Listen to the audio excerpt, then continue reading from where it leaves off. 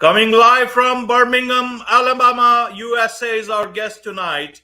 Welcome to this very special edition of the KJ Masterclass Live, the show which ensures that you profit from your time spent here with experts, either through their insights, information, or simply learning from them. And today we have Andrea Wilson Woods, author, speaker, entrepreneur, and patient advocate. And she's also a podcast host like me, but a better one at that. She talks about something very important as cancer. Welcome to the show, Andrea. Oh, thank you so much for having me, AJ.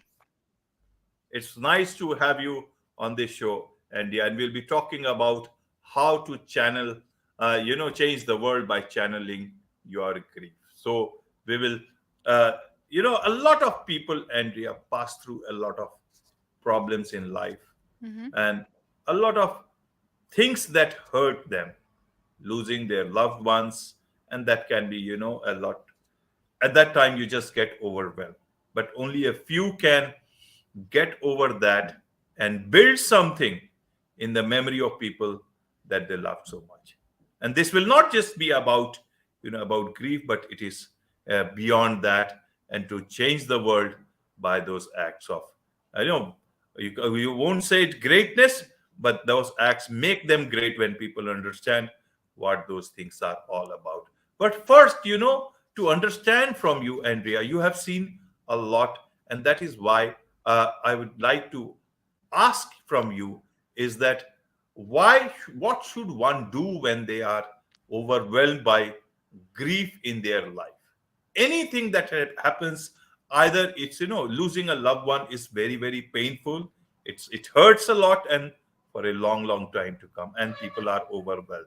Then there are other sort of griefs in life. So what do you do when it happens? How do you uh, come out of a situation like that? How do you see things clearly in a situation which can overwhelm you? Several things at the same time, but I just want you to take to take your time and answer them at your own pace. Sure. I think it's good to start sort of where that grief came from. I have lost six family members to five different cancers, and the most significant was my sister, Adrienne. So when I was 22 years old, I was living in Los Angeles. I had finished university, and I got custody of Adrienne, who was only 8 years old at the time, and I became her legal guardian. I raised her all through my 20s, so I was her parent. And that was not easy. I don't want to downplay that. It was very challenging at times.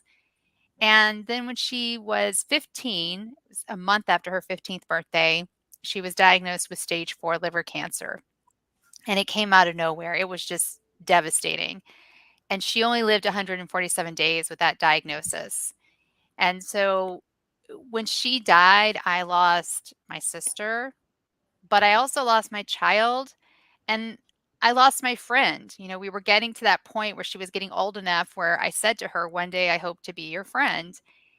And it wrecked me. It absolutely wrecked me. And so I became beyond depressed. I became suicidal. And I finally realized a year after she died, I had a choice that I could either end my life and stop the pain, or I could take all this pain that I had and channel it into something positive.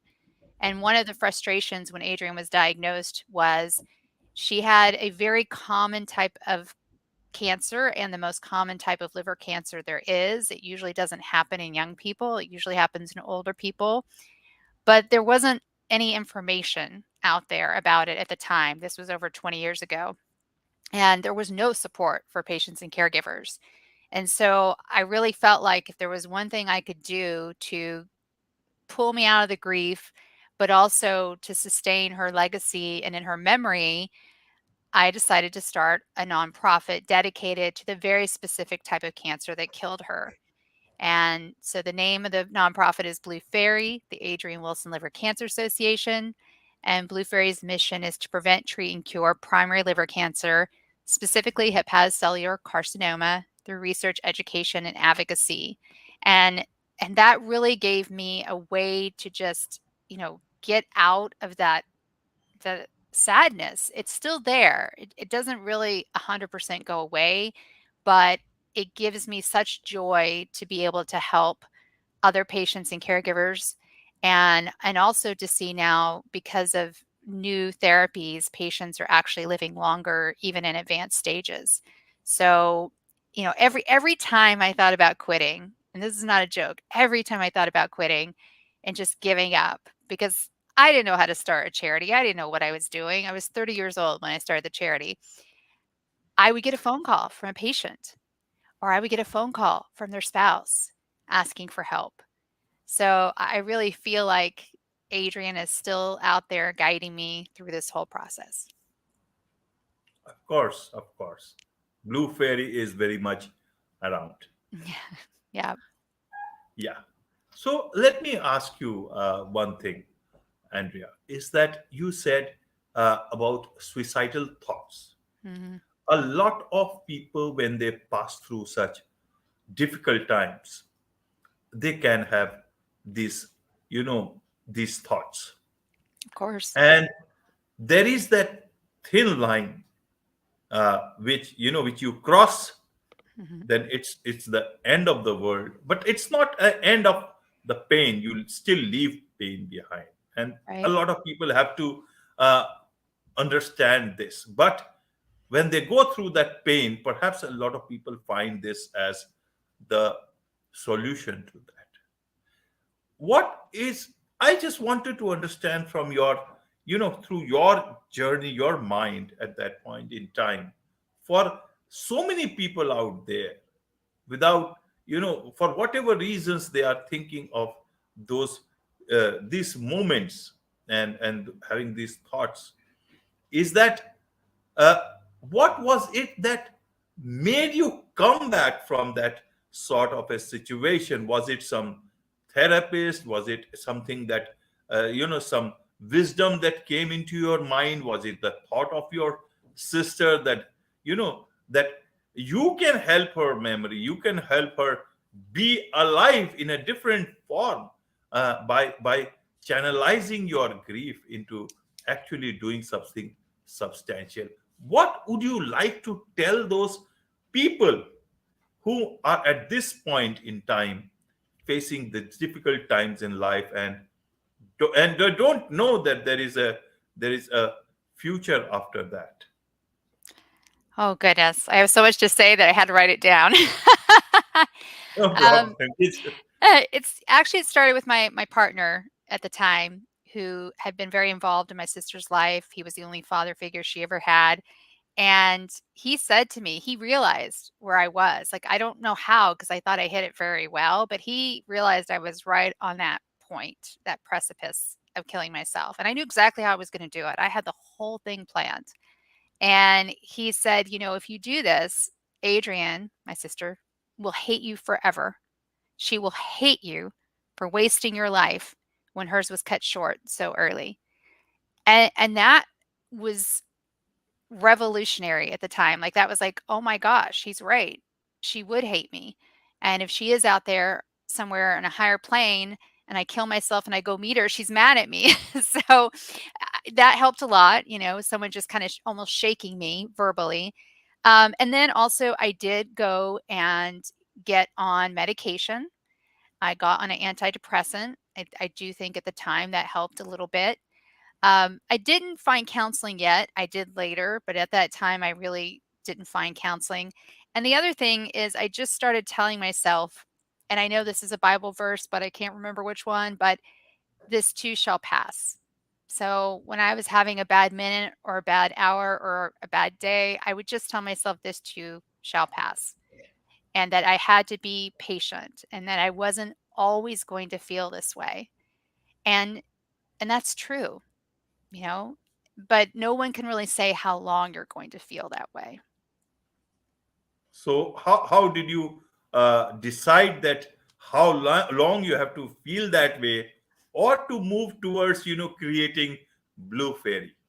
How did it work for you? Because you did not know anything about this particular non-profit and all. So one was that, you decide to just take your life forward. One is to build something in the memory of somebody who have lost. And and that gives a bigger reason to live, not only just live, but also change the life of so many peoples, and in that process change the world. Yeah. My partner saying that to me was the first step, kind of shaking me out of it. And then that's when I realized that I had to do something. I'm very action oriented and I had to do something. So my first thought was really that I would volunteer. So I contacted the largest liver disease organization in the US at the time, and they didn't have anything to do with liver cancer, nothing on their website. And I knew from the trajectory of my sister's disease and what caused it, I knew that liver cancer was only going to continue to go up around the world, and it has. In fact, it's one of the fewest cancers on the rise in the US year after year after year. So I contacted this nonprofit. I offered to create a program for them about liver cancer. My background is writing and marketing, and so I felt very confident that I could do that. And also, my background's teaching, and so I love that kind of thing. And they turned me down flat. And I talked to the person at the top of the organization, and they wanted nothing to do with liver cancer. So I kind of joke now that if they had said yes to me, Blue Fairy would not exist. I would have created a program for them and volunteered for them. But they said no. And when they said no, I was a little stunned. And then I did some more research. And that's when I realized there wasn't at that time a single organization dedicated to primary liver cancer in the US. And it was one of those moments where I think Lily Tomlin said it. I think somebody needs to do something about that. And then I realized that somebody is me. That's exactly what happened. No one was doing anything about it. And I realized that I had to do something about it. Wonderful, wonderful, and they are very inspiring. Sometimes when you hit a roadblock, you sometimes just stop your journey, but you did not. Many a times it happens, and that's where it becomes very inspiring. So a lot of people who are in need of help, what sort of people can contact you in the US, especially, and uh, what is it that they can come for, because you are there to help. It's a non-profit, you help Right. people. So what is it that they can seek out, that they know that they are not alone? Yes, so if you go to bluefairy.org, and that's blue, BLUEFAERY, so it's fairy with an E, .org. We have all kinds of things. We have free patient education materials that we ship worldwide for free, as long as we have a good address, but they're also downloadable on our website. We have an incredible community that's specifically for liver cancer patients and their families, and the community is very active and very supportive of each other. It's amazing to me how many people stay in the community long after their loved one has passed. We also have an award for individuals who are advocates for themselves and others during their cancer journey. And we also have a research award for those physicians and scientists doing innovative research in hepatocellular carcinoma. So there's a lot on our website, and just also a lot of information about the disease to help you understand it better. Right, right. I'm just thinking, while you are speaking, I was just thinking, how did you build this up? One is to build something, and one is to build something large, something very effective.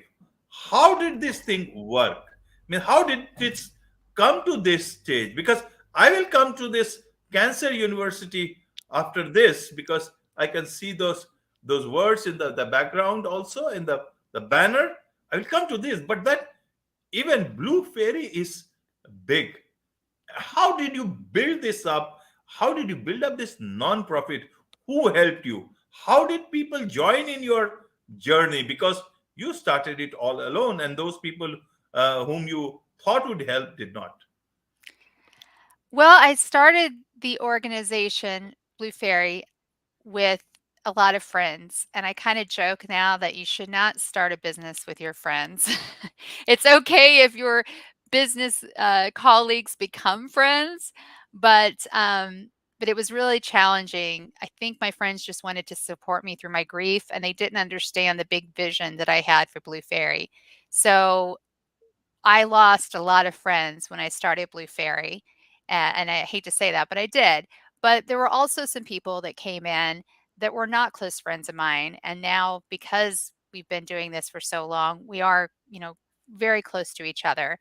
So I just asked for help. I asked everybody for help. I did. And the way we got sort of our initial seed fund money was I ran a marathon and raised money through running a marathon. And I'm not a runner. I want to make that really clear. I'm a terrible runner, good walker, terrible runner. And, we started from really nothing. We didn't have some $1 million grant or anything like that. We started with $500. That was it. Right, right. And yeah, one thing I just wanted to understand, we humans normally we are very confused about going to the right causes, helping the right people. How did you, when did you understand who will help, who will not help in the cause? This is a long journey. Right, Many of the people will not come forward, right. and many of the people you don't know will come forward It's and so then true. go away.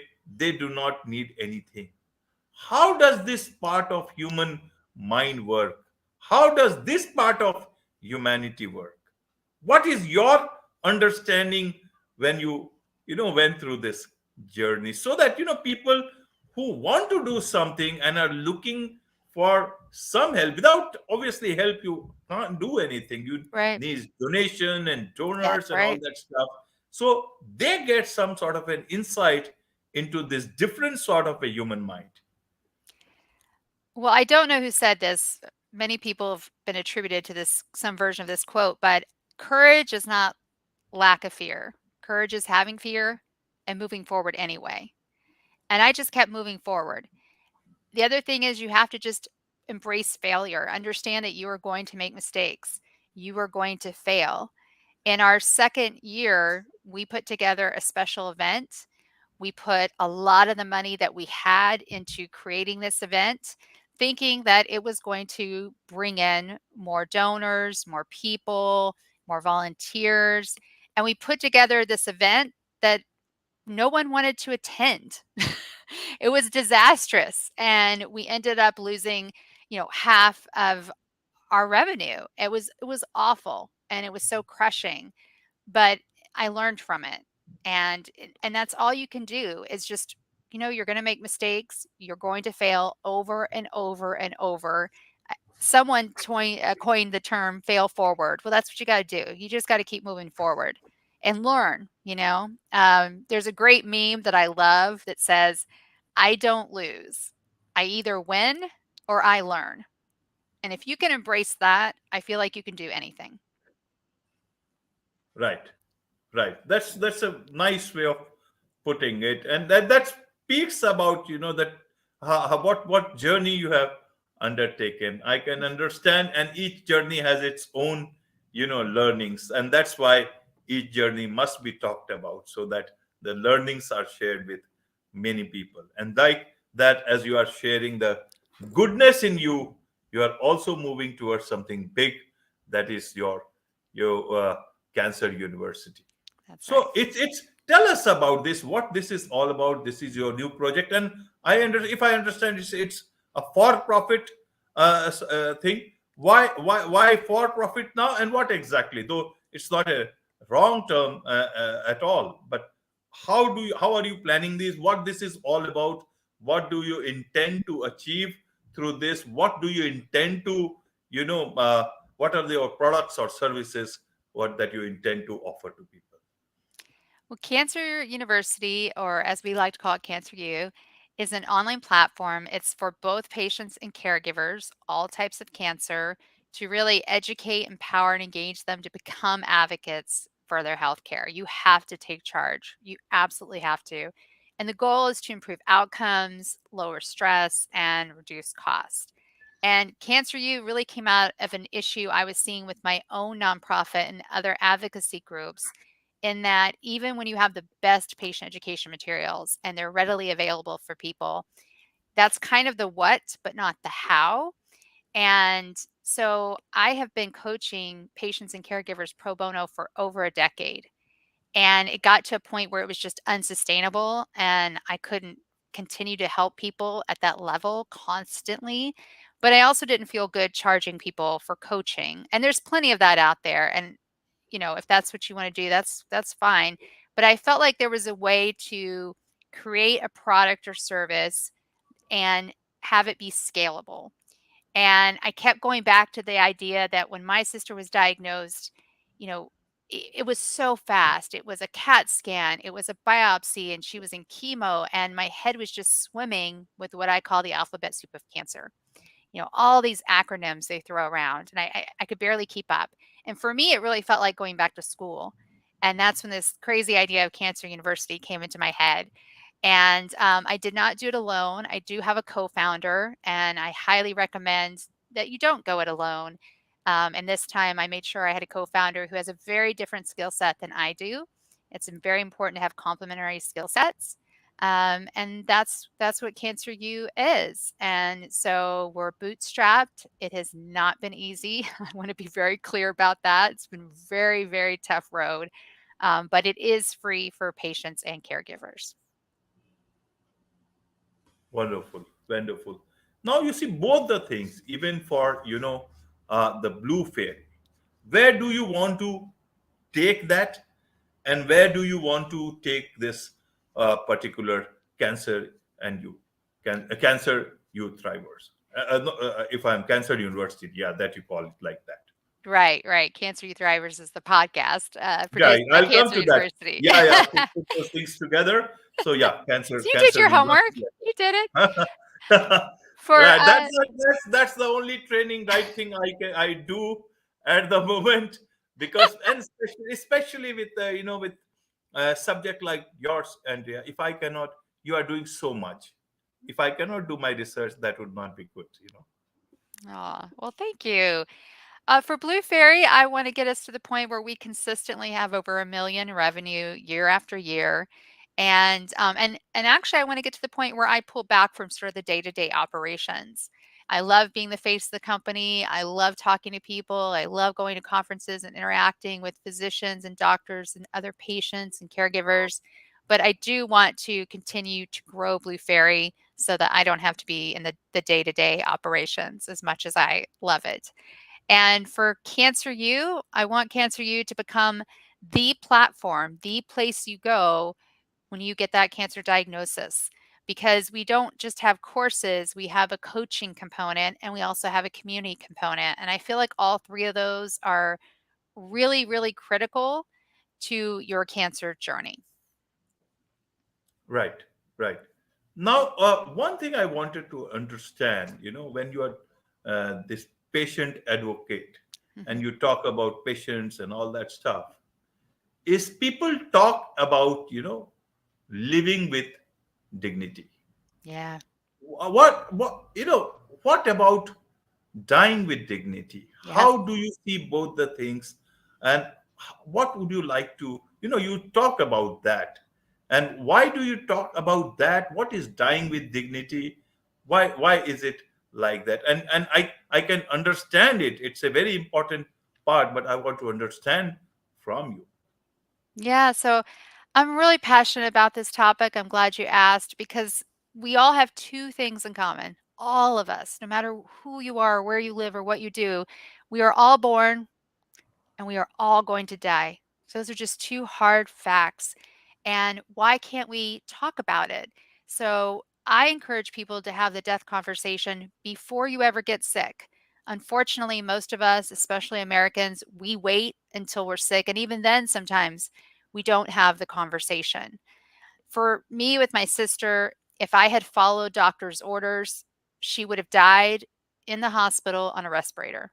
But I didn't do that. I pushed back, I fought hard, and I actually got her home. And to everyone's surprise, but not to mine, she woke up.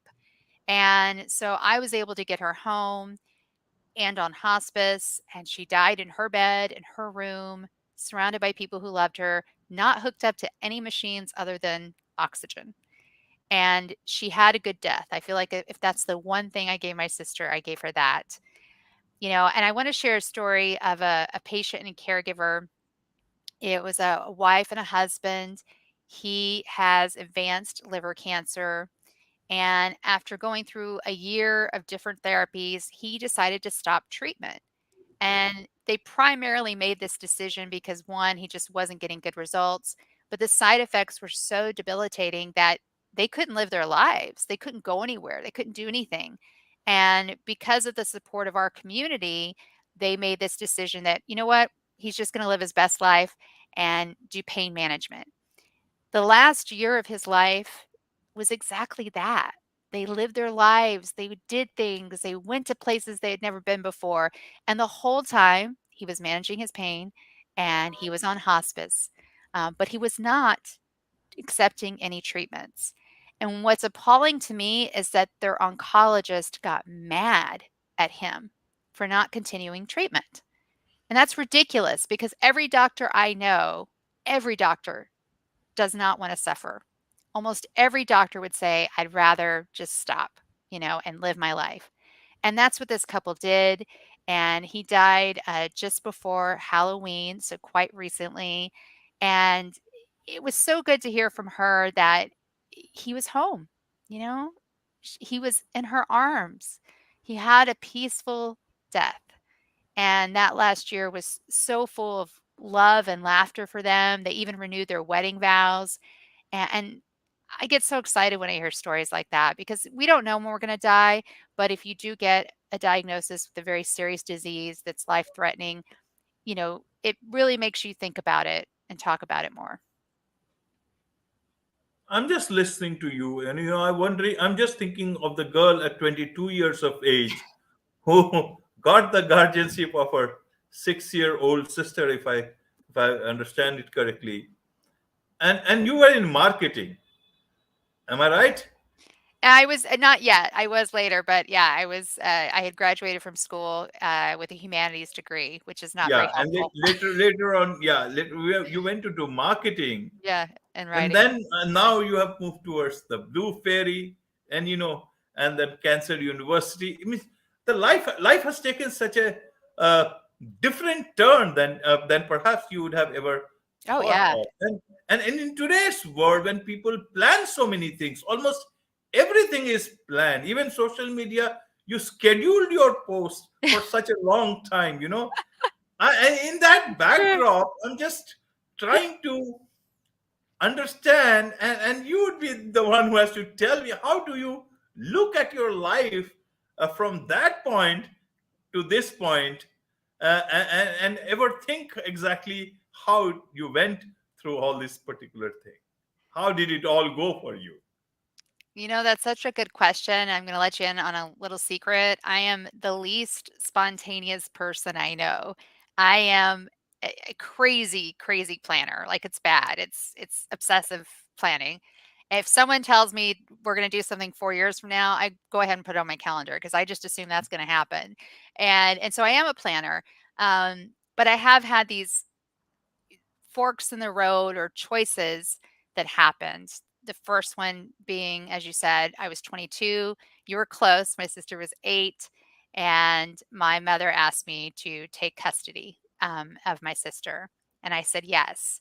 And then after she died a year later, I wanted to get out of my grief, realized nobody was doing anything about liver cancer. And so I said yes.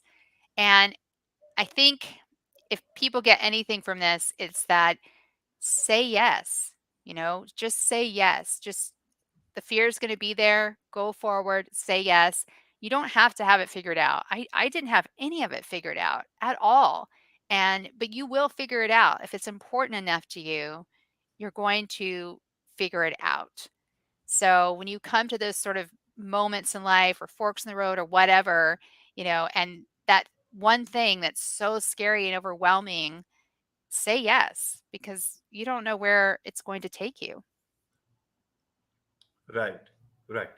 Now let's talk about your podcast and the book, Better of Balt, Yeah. A Life in 147 Days, your medical memoir. Yeah. Tell us about that. Where do people get it? How do they get to hear your podcast? And how do they connect with you? Yeah, so if you go to cancer.university, you'll find the podcast there. And we're always looking for cancer patients, caregivers, survivors, or providers to share their cancer stories. If you go to AndreaWilsonWoods.com or BetterOffBall.com, you can find out more about the book. It really is the story of raising and losing my sister to liver cancer, and it's written like a journal. And my sister was an incredible writer as well. So I bring her words into the story too. So you see her point of view and my point of view. And then, of course, if you're looking for resources for liver cancer, just go to Blue Faery, FAERY.org. Right, right, Andrea. Now, let me understand one thing. US is known as a place where there's too much of individualism. People have that thought process. You go independent at 18, you move out of the house. And that's the I don't know if impression that's a true lot. anymore, but I did. Yeah. I We couldn't wait get to get that out of the house. we get that impression as far away from the US through movies. That's the type of impression, though. We get to understand people only when you talk to them like any other person. Okay, so in that sort of a backdrop, when you were passing through all these things, building things, coming out of your grief, lot many times people think about what's happening to my life. Where is where is my individual self? Where is my life? How did you find time to build yourself or build your own life, personal life, and look at all these things while all these things you were passing through, as well as building for others, thinking about others, and wanting to keep your sister's memory alive. And now again, you have got this cancer university. So, how does it work? A lot of people can get overwhelmed. A lot of people can get this sort of a thinking, especially a lot of people who have patients at their home. People Yeah. in families, they can think that their life is getting, too much overlapped with taking care of the patient. How does it work? What would you like to tell them? How did you plan your life around this? Well, I'd like to share the second best piece of advice I've ever gotten. And when I got it in college, I didn't really understand it, and I do now. And it's don't confuse, it was from a teacher, don't confuse who you are with what you do. You know, I'm the president of Blue Fairy. That's what I do. As far as who I am, I'm a patient advocate across the board. That's part of who I am. But I'm also a writer, and I'm also a sister and a daughter, and a partner. I'm a lot of other things. Blue Fairy is one of the things that I actually do, just like Cancer U. And so I hope people take that advice because I didn't. And my next book is really about those 10 years after my sister died, going through my grief, struggling to figure out who I was because when I was raising her, she was my sole purpose. I was so focused on her. So even though I did all these other things while I was raising her, she was my purpose. She was my North Star. And when I lost her, I definitely lost a lot of myself. And it took me a long time to claw and find my way back. So I just, again, don't confuse who you are with what you do. They're actually two separate things because if you cling to what you do, it's not always going to be there. Things are going to change. And so you really do have to look inside and figure out who you are. Figure out who you are. Yeah. Have you figured out for yourself now where do you want to go from here? Yeah. Till this, yes. So that's a very important thing I wanted to understand. Where do you want to go from here? From the After all this, I wouldn't say achievements, but this is the way you have changed the world. For several people, you see, a lot of people will not understand a lot of this stuff, but it's about whose life you have touched, who have got help from you, whom with whom you have stood for, with or for at their difficult moments in time. You certainly have changed their world, and this Thank is how you. you change the world. You just suddenly don't change anything else. You change the way people feel, and you change the way So, how do you want to see you? Where do you want to go from here, and why? Well, in my heart, I'm a storyteller. No matter what I'm doing, I love telling stories. I always have. So there are many more books in my future, at least two or three. So I want to continue writing books. I would love to sell millions of copies of my next book, although it might be a little controversial. We'll see. And I feel like I do have a very powerful story to share, and I've done some speaking, but it's been in pretty niched spaces and conferences, primarily in medical conferences. And I really want to broaden that. So I'm working really hard to uh, put together my speaking reel and speak on bigger stages because I know that my story, and especially my sister's story, really inspires other people. Right. And when do you feel the happiest? I know it can be difficult at times, but I just wanted to understand a bit of your mind. When do you feel the most happy? What are those moments when you are doing your work and all? If I can get to the beach, I'm really happy. So I don't believe in living in any landlocked state, which is kind of silly, but I want to have access to the beach. Right now I'm 5 hours away. That's a little too far, but I'm always happy at the beach. So that's one of my goals is to live at the beach one day, somewhere on the Gulf of Mexico, whether it's Alabama or the Florida Panhandle on those white sandy beaches. And this sounds so silly, but I think animal people will understand. I'm really happy when I take my dog on a walk, just simple things really make me pretty happy. Right, right. On this note, it's a wrap on this very special edition of the KJ Masterclass Live. Thank you so much, Andrea, for joining us on this show. Thank you for having me.